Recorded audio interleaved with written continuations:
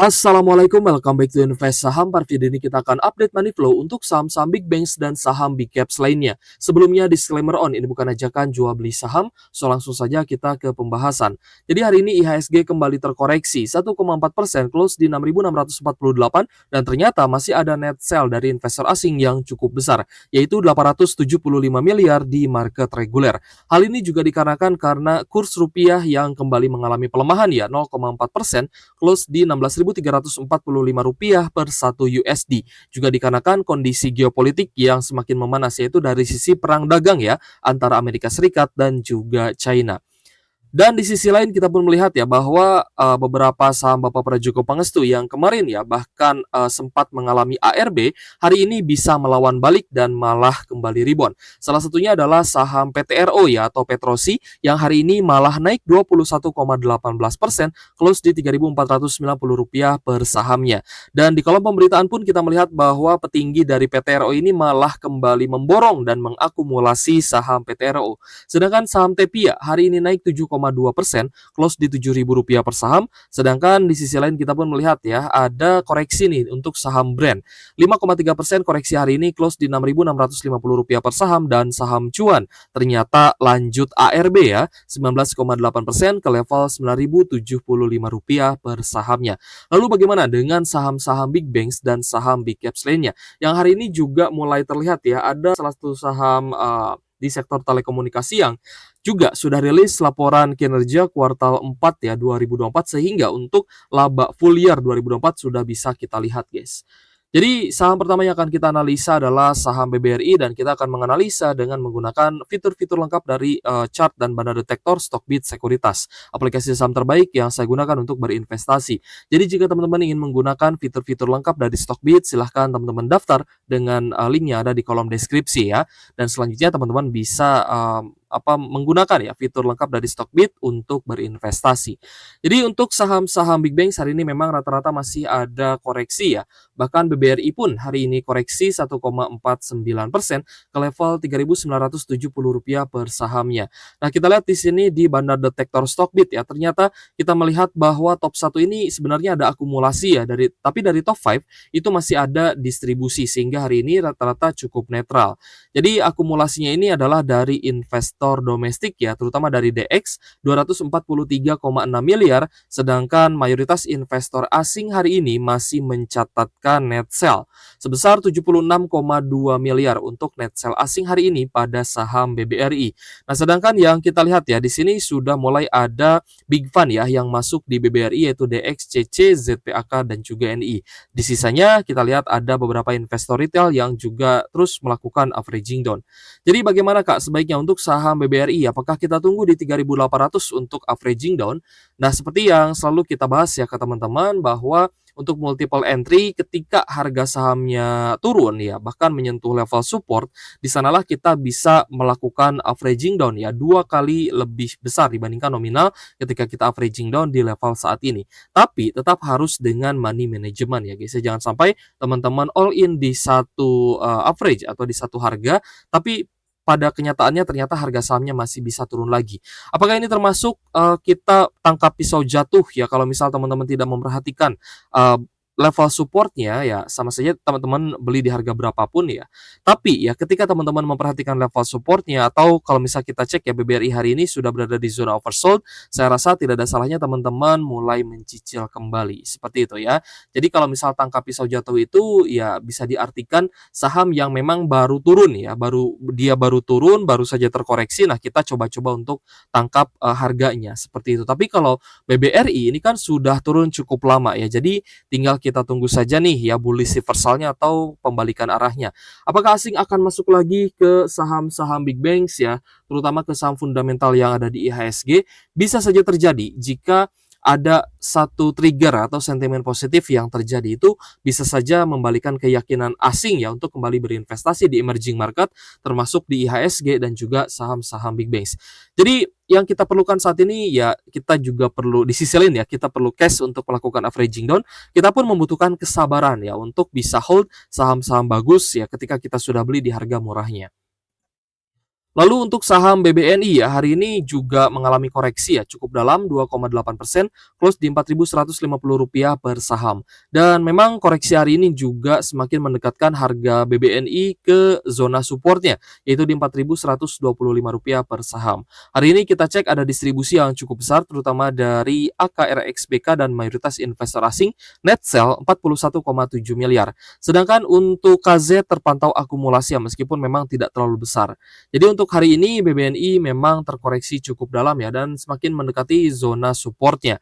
Nah, teman-teman bisa coba spekulatif buy di sekitar 4.125 ya jika teman-teman melihat bahwa ada pantulan lagi atau ada perlawanan ya. Tapi jika ternyata tembus ya di bawah supportnya, lebih baik teman-teman santai dulu saja. Nah, itulah yang bisa kita lakukan ya guys ya ketika kita melihat bahwa ternyata saham ini mulai patah tren ya, lebih baik kita pantau dulu saja, kita awasi dulu saja, kita lihat dulu ya. Sampai nanti ada sentimen positif ya dan yang bisa men-trigger kenaikan harga saham, barulah kita bisa kembali melakukan DCA. Dan kita pun melihat ya saham-saham fundamental yang secara year on year itu ternyata tidak atau kurang bagus ya. Meskipun full year-nya bagus, year on year-nya kurang bagus, hari ini malah melanjutkan penurunan dan bahkan patah tren. Nah, inilah yang harus kita waspadai. Lalu untuk BBCA ya, hari ini BBCA ada koreksi 2,14%, close di Rp9.150 per sahamnya. Dan BBCA ini ada distribusi juga ya, terutama dari mayoritas investor asing seperti BKTP dan juga AK dengan net sell 107,5 miliar untuk hari ini. So, untuk saham-saham big banks kita sih berharap ya bahwa saham big banks ini tidak akan patah tren. Kita juga berharap bahwa saham big banks ya silahkan sideways saja gitu ya. Sideways saya rasa lebih baik ya agar kita juga bisa memantapkan nih untuk bisa averaging down ya tambah muatan di harga supportnya. Karena kalau misalkan lanjut turun berarti posisi marketnya ini sedang benar-benar crash ya guys ya atau memang sedang sangat downtrend seperti itu. Ya, jadi kalau misalkan memang patah tren ya kita pun ya mau tidak mau harus memantau terlebih dahulu dan belum akan untuk tambah muatan ya di level tersebut karena masih ada potensi untuk turun lebih dalam lagi. Dan saham yang hari ini juga ya masih paling banyak ya dijual oleh investor asing adalah BMRI atau Bank Mandiri. Hari ini BMRI koreksi 2,9%, close di Rp5.000 per sahamnya dan kita lihat ada distribusi yang cukup besar terutama dari CCLG dan juga AK sehingga net sell asing terpantau di 185 miliar. Sedangkan RXCP dan juga TP terpantau melakukan akumulasi ya meskipun memang belum terlalu besar. Jadi untuk investor retailnya sudah mulai berkurang guys yang melakukan averaging down di harga saat ini. So mungkin untuk teman-teman yang memantau ya saham Bank Mandiri ini memang di zona sebelumnya sudah patah tren ya di bawah 5.380-an dan untuk support selanjutnya di 4.500 dan ini juga cukup krusial ya di level 5.000 ini. Apakah akan tembus di bawah 5.000 dan lanjut ke 4.500 ya kita akan coba lihat besok.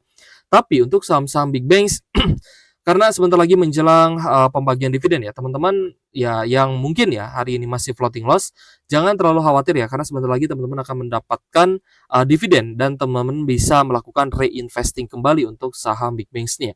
Dan kemungkinan besar ya saham big banks bisa kembali naik ya jika ekonomi Indonesia bisa kembali pulih. Nah, ini yang menjadi pertanyaan besarnya. Apakah tantangan besar ini akan bisa bereskan ya oleh pemerintah kita terkait dengan lapangan pekerjaan dan memang yang sedang viral itu hashtag kabur aja dulu ya. Banyak sekali lulusan-lulusan terbaik universitas yang mulai bekerja di luar negeri seperti itu. Jadi ini pun menjadi sebuah polemik ya.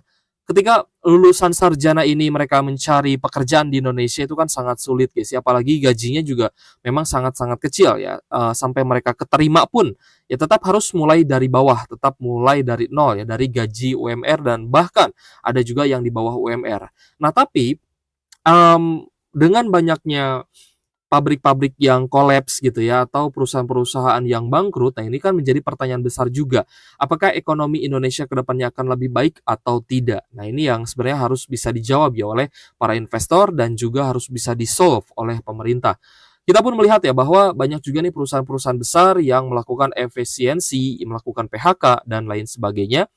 Untuk Telkom pun memang di beberapa waktu sebelumnya ada program ya untuk pensiun dini yang juga memerlukan dana yang cukup besar. Hal itu juga sebenarnya untuk kebaikan perusahaan, tapi di sisi lain perekonomian ini sedang memperlihatkan adanya tanda-tanda market crash yang semakin jelas gitu ya.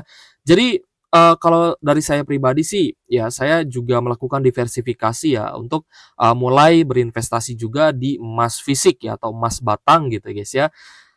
Karena kita melihat ya bahwa ekonomi memang sedang kurang bagus ya, jadi mungkin hold cash ya untuk sebagian orang lebih baik ya.